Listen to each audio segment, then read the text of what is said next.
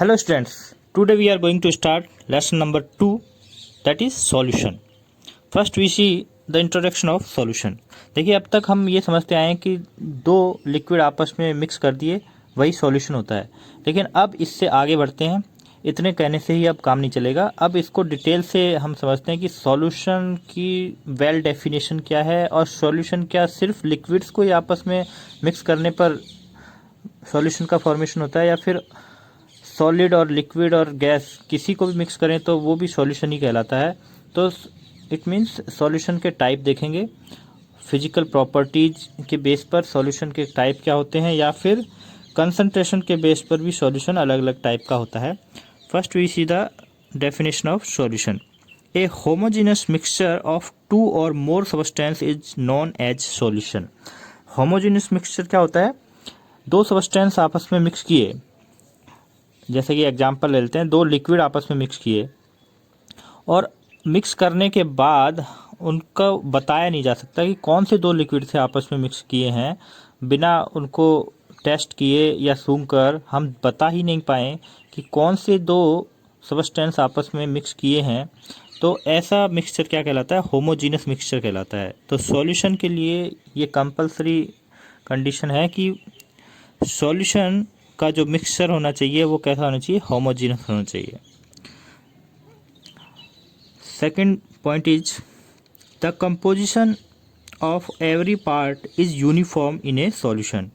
Uniform होना चाहिए, यानी कि मिक्स करने के बाद उस सॉल्यूशन के किसी भी पार्ट को उठा लो, कितना भी बड़ा पार्ट लो या छोटा पार्ट लो, उसमें जो सब्सटेंस मिक्स किए हैं उनकी जो अमाउंट है वो लगभग इक्वल होनी चाहिए हर पार्ट में, यानी कि यूनिफॉर्म हो जाना चाहिए वो मिक्सचर।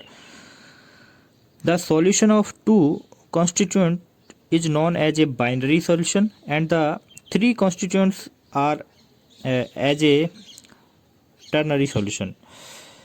अभी इसमें क्या बताया है कि अगर दो कॉन्स्टिट्यूएंट आपस में मिक्स किए हैं तो ऐसा सॉल्यूशन क्या कहलाएगा? Binary solution. तीन को मिक्स किया है तो टर्नरी सॉल्यूशन, चार को किया है तो क्वाटर्नरी। इस तरह से सॉल्यूशन में कितने कॉन्स्टिट्यूएंट पार्ट्स हैं उसके अकॉर्डिंग सॉल्यूशन का नेम कर देंगे। The constituent present in excess in the homogeneous mixture is known as the solvent and the other one is known as solute. ये तो आपको पता ही होगा, 10th में भी पढ़ते आ रहे हो कि सॉल्यूशन मेनली हम यहाँ पर जो बात करेंगे वो बाइनरी सॉल्यूशन की बात कर रहे हैं, तो उसी को लेकर ये चैप्टर हम पढ़ेंगे, बाइनरी सॉल्यूशन को लेकर ही।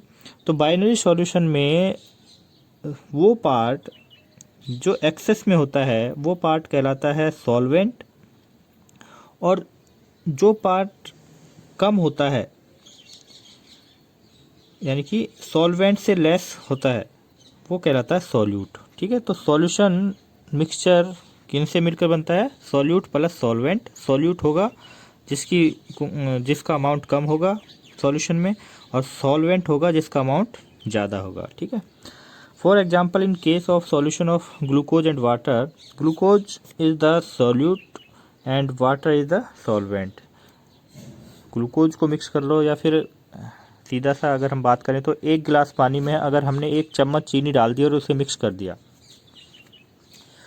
और हमें दिया जाता है वो पानी, तो हम कहते हैं चीनी का पानी है। लेकिन अगर हमसे ये कहा जाए कि इसमें सॉल्यूट कौन है और सॉल्वेंट कौन है, तो हम कहेंगे कि चीनी का अमाउंट कम है इसलिए चीनी क्या है? सॉल्यूट है, और वाटर का अमाउंट ज़्यादा है इसलिए वाटर क्या है? सॉल्वेंट है। ठीक है, type of solutions on the basis of amount of solute. Solute के अमाउंट के बेस पर सॉल्यूशन मेनली 4 टाइप के होते हैं। फर्स्ट है डाइल्यूट सॉल्यूशन।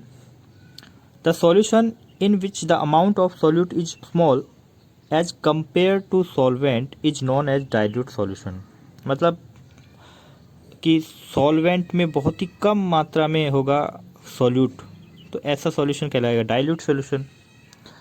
कंसंट्रेटेड सॉल्यूशन, अभी डाइल्यूट से ज़्यादा होगा सॉल्यूट का अमाउंट तो वो कंसंट्रेट सॉल्यूशन होगा। देखिए कोई इसकी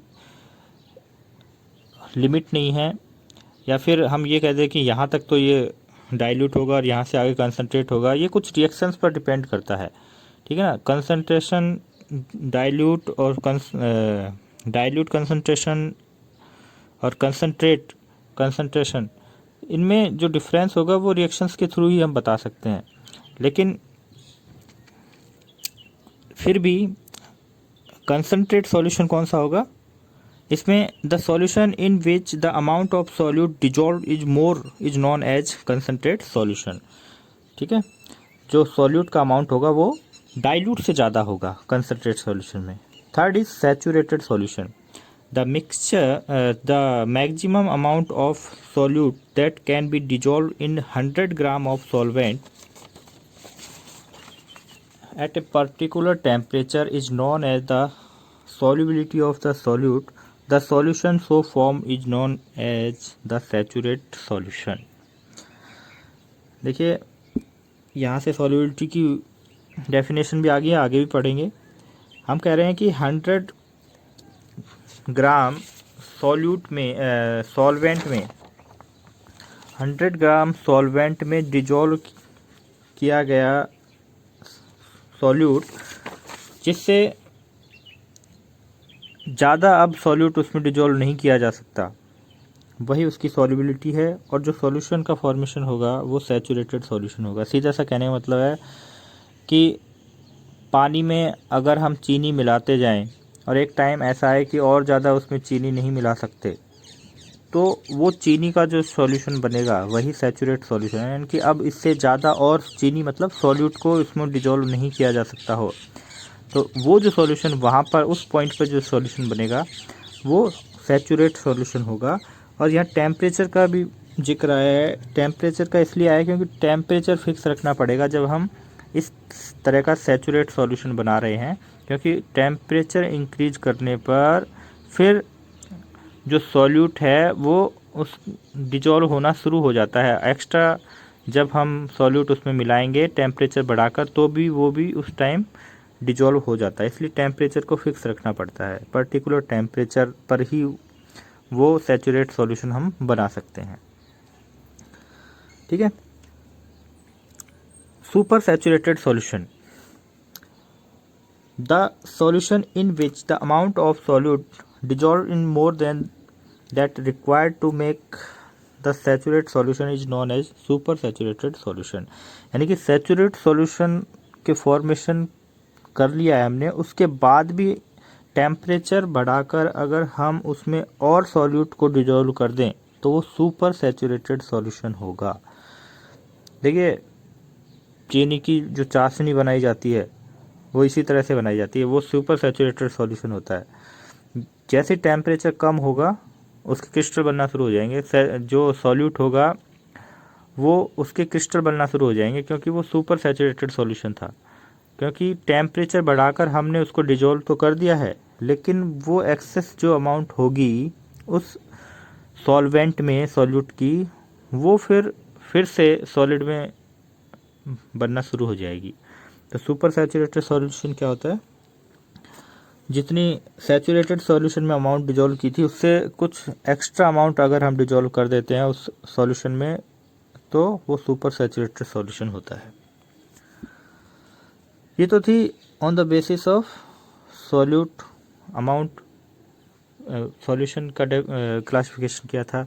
अब बेस जो है हमारा वो है फिजिकल स्टेट ऑफ सॉल्यूशन, या फिर हम कह सकते हैं कि on the basis of physical state of solvent. सीधी सी बात है, सॉल्वेंट की फिजिकल स्टेट और सॉल्यूट की फिजिकल स्टेट के बेस पर सॉल्यूशन को फिर से 3 टाइप्स में डिवाइड किया है। फर्स्ट टाइप है गैसेस सॉल्यूशन, सेकंड होगा लिक्विड सॉल्यूशन और थर्ड होगा सॉलिड सॉल्यूशन। तो फर्स्ट टाइप देखते हैं gases solution. When the solvent is gas and solute is solid, liquid और gas, it is known as gaseous solution। तो एक फिक्स है इसमें, कौन, सॉल्वेंट फिक्स है, गैस, यानी कि सॉल्वेंट के बेस पर ही एक तरह से इसको गैसेस सॉल्यूशन कहा है। जिसकी अमाउंट ज़्यादा है उसके बेस पर सॉल्यूशन का नेम रख रहे हैं। अमाउंट किसकी ज़्यादा है, सॉल्वेंट की। और सॉल्वेंट की क्या फिजिकल स्टेट है, उसके बेस पर फिर सॉल्यूशन का नेम रखा है। तो सॉल्वेंट क्या है, यहाँ पे गैस है, और सॉल्यूट की फिजिकल स्टेट चेंज होती जा रही है।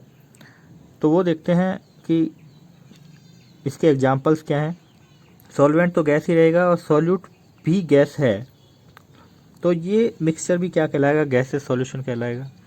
और इसका एग्जांपल है जब दोनों ही गैस हैं, तो जैसे कि दो गैसों का मिक्सचर है, या फिर एयर है, एयर में कितनी तरह की गैसें होती हैं, तो कोई कम है कोई ज़्यादा है। या फिर हम ये कह सकते हैं कि नाइट्रोजन में बाकी सभी गैसों का मिक्सचर है, तो नाइट्रोजन गैस सबसे ज़्यादा है एयर में, तो वो गैसेस सॉल्यूशन है। गैस में लिक्विड, लिक्विड इन गैस, तो सॉल्यूट है लिक्विड फॉर्म में और सॉल्वेंट है गैस फॉर्म में। तो इसका एग्जांपल है वाटर वेपर इन एयर। जो नमी होती है, मॉइस्चर होता है एयर में, वो एक तरह का एग्जांपल है गैसेस सॉल्यूशन का ही। उसमें देखिए क्वेश्चन क्या बन सकता है कि आपसे ये पूछ सकते हैं कि ऐसे गैसेज सॉल्यूशन का एग्जांपल दीजिए जिसमें सॉल्वेंट तो गैस है और सॉल्यूट लिक्विड है।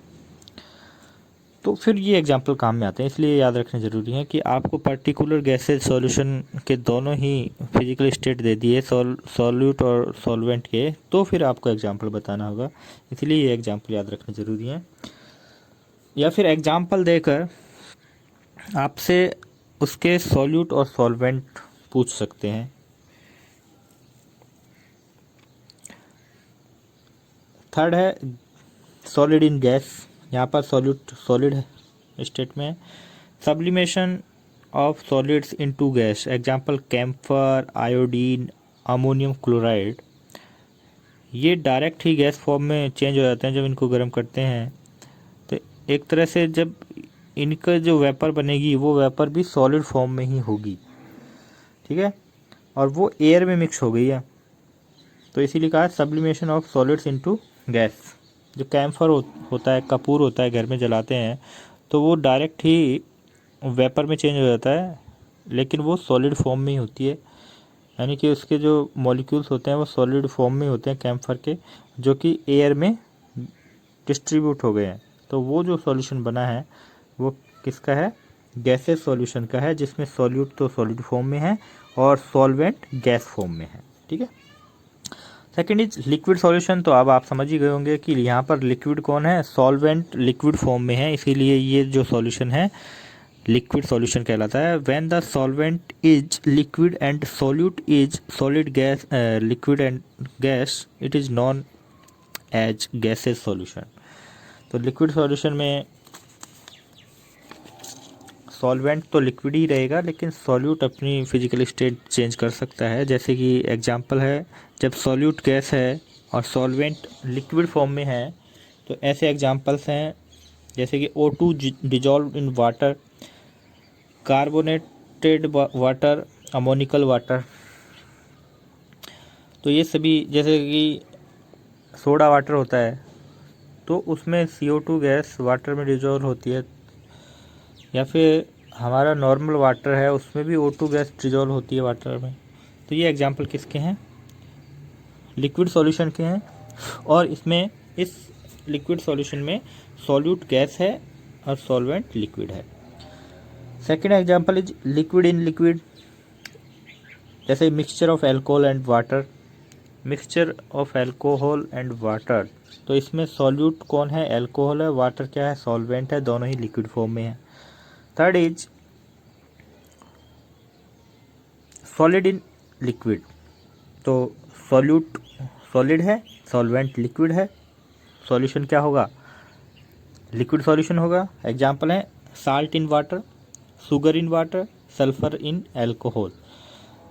पानी में नमक घोल दिया और आपको बता दिया कि पानी में नमक घोला है, या फिर आपको पानी में नमक घोल कर दे दिया और आपको चख कर बताना है कि ये जो सॉल्यूशन है ये किसका है, सॉल्यूट और सॉल्वेंट बताने हैं आपको। तो आपको नमक का पानी दिया जाएगा तो आप समझ जाओगे कि ये जो नमक का पानी है इसमें सॉल्यूट तो है साल्ट, जो कि सॉलिड फॉर्म में है, और वाटर है सॉल्वेंट, तो ये लिक्विड सॉल्यूशन है। या फिर चीनी मिलाकर दी जाए पानी में तो भी आप बता दोगे easily. Third is solid solution. When the solvent is solid and solute is solid, liquid और gas, it is known as solid solution. यहाँ भी यही है कि सॉल्वेंट के बेस पर सॉल्यूशन का नेम रखा है, यानी कि सॉल्वेंट सॉलिड ही फॉर्म में रहेगी और सॉल्यूट अपनी फिजिकल स्टेट चेंज करता रहेगा। तो कुछ एग्जांपल्स देखते हैं जिसमें फर्स्ट एग्जांपल है कि सॉल्यूट गैस है, तो ऐसे सॉलिड सॉल्यूशन के एग्जांपल हैं adsorption of H2 over PD। जो पैलेडियम है उसकी सरफेस पर H2 गैस का एडसॉर्प्शन हो गया है, तो इसे बोलेंगे सॉलिड सॉल्यूशन। पैलेडियम क्या है, सॉलिड फॉर्म में है, ज़्यादा है, एक्सेस अमाउंट में है और उस पर H2 गैस का एब्सॉर्प्शन हो गया है, तो इसका मतलब है कि PD में H2 गैस समा गई है। तो ये किस तरह का सॉल्यूशन बना है, यानी कि दो सबस्टेंस हैं वो आपस में मिक्स हुए हैं, लेकिन जो जिसकी अमाउंट कम है वो गैस था और जिसकी अमाउंट ज़्यादा है वो सॉलिड है। जिसकी अमाउंट ज़्यादा है वो सॉलिड है, तो एक चीज़ फिक्स हुई कि सॉलिड सॉल्यूशन है। और सॉलिड सॉल्यूशन में कौन सा पार्ट है जिसमें सॉल्यूट गैस फॉर्म में है। Second is liquid in solution. जैसे कि अमलगम होते हैं, जितने भी अमलगम होंगे वो मरकरी में बनाए जाते हैं। जैसे सोडियम अमलगम है, जिंक अमलगम है, कॉपर अमलगम है। तो इसमें जो मरकरी होगी वो लिक्विड फॉर्म में होती है, हमें पता है, और वही सॉल्यूट होती है क्योंकि उसका अमाउंट कम होती है। और सेकंड जो सबस्टेंस होगा वो सॉलिड फॉर्म में होगा, चाहे सोडियम हो, चाहे जिंक हो, चाहे कॉपर हो, तो ये सॉल्वेंट है। Third is solid in solid.